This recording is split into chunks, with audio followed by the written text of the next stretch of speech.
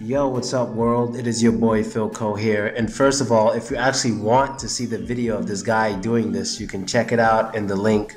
It'll take you right to a website in which in which I uploaded the video of him doing this. And the reason why I'm making this video today is because I want to address an issue that, I kind of used to laugh about when I heard about girls speaking of this topic, when it's actually kind of not funny because I can only imagine me being a female, because the video of him actually doing this, I watched it. And as I watched it, I watched as if I was pretending I was a woman or a young girl. And I was just sitting there watching him do what he does and just being frozen, because a lot of times if you speak to some girls who've been in some sexual harassment situations, a lot of them say, I froze.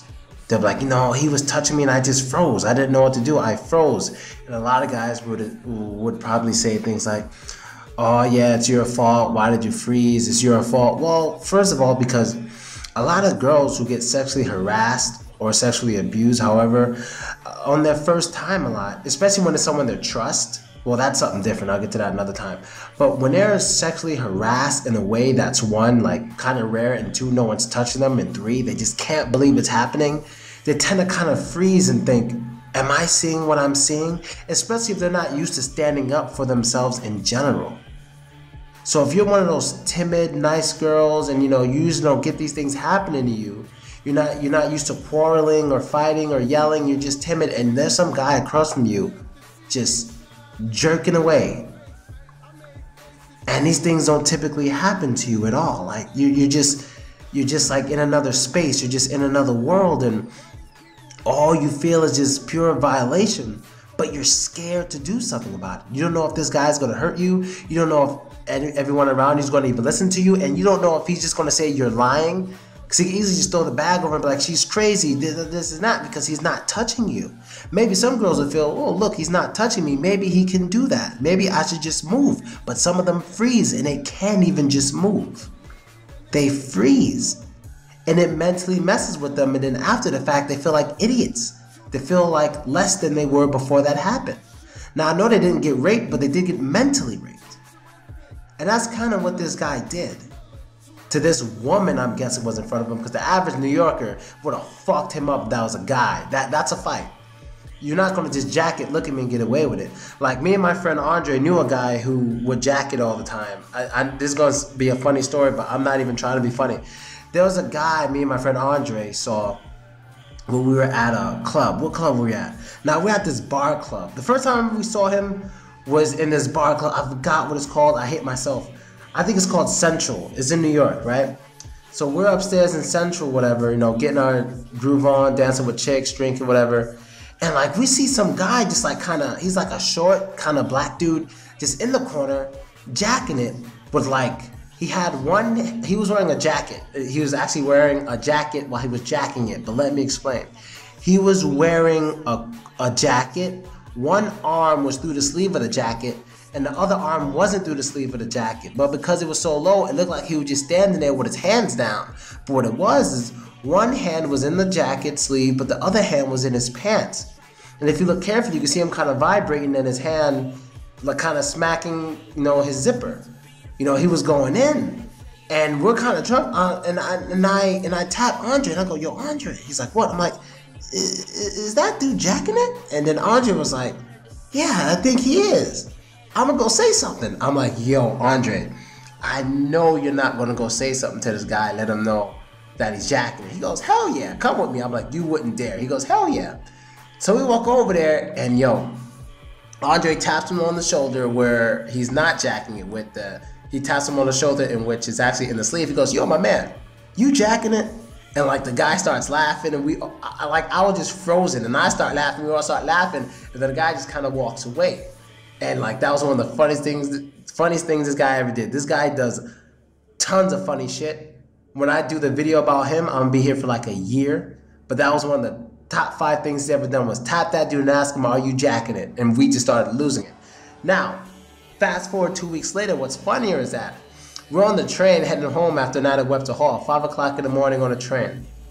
Guess who gets on the train? Jacket. That's what we call them, Jacket. So Jacket with a jacket, He wasn't jacking it though.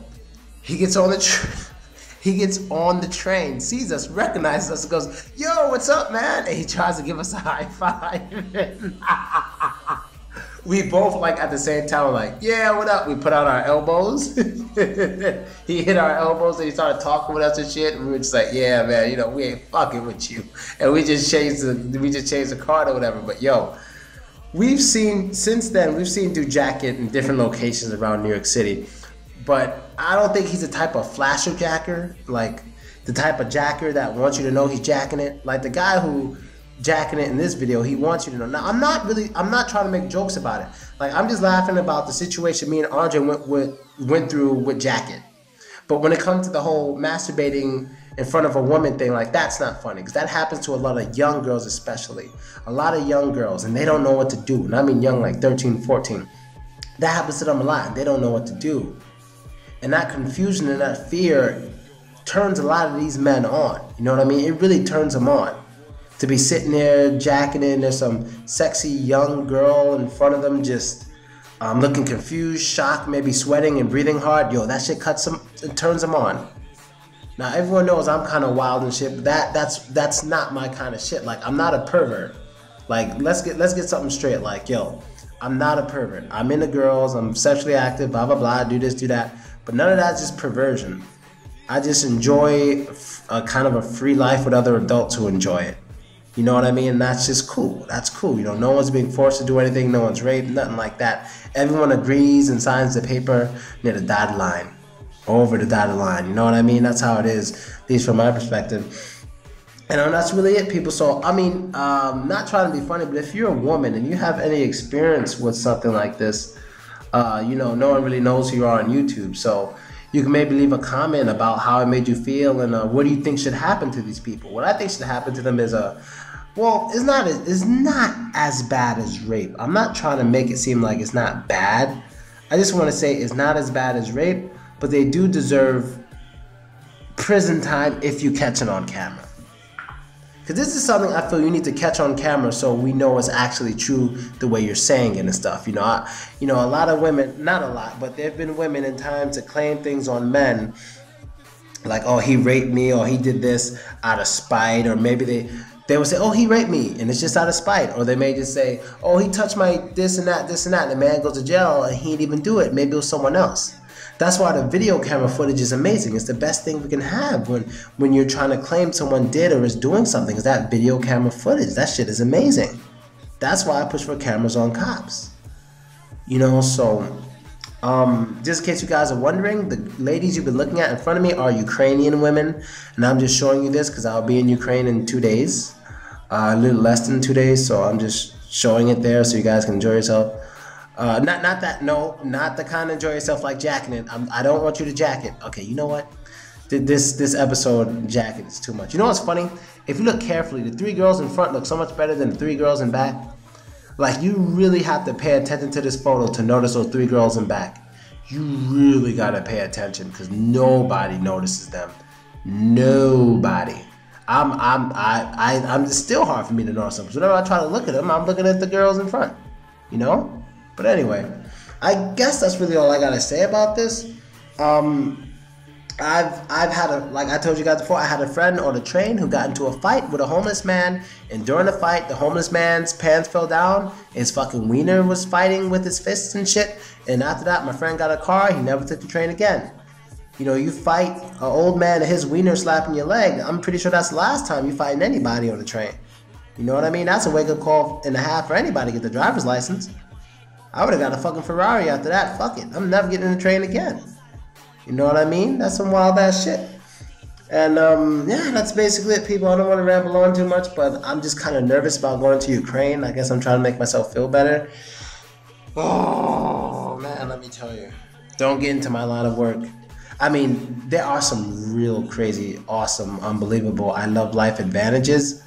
But it does come with a price, you know. It comes with a price that's mostly mental, because nothing bad happens, but, you know, there's always that sense of danger, which is kind of exciting. You know, I don't know how to say it, but the one in the middle, good Lord, people. And that's basically it, you guys. If you miss me, I'm back. Your boy Philko doing his thing, Let me know what you think. Leave comments, like, subscribe, all that goofy shit. You know, help a nigga out. And I'm gone. Later.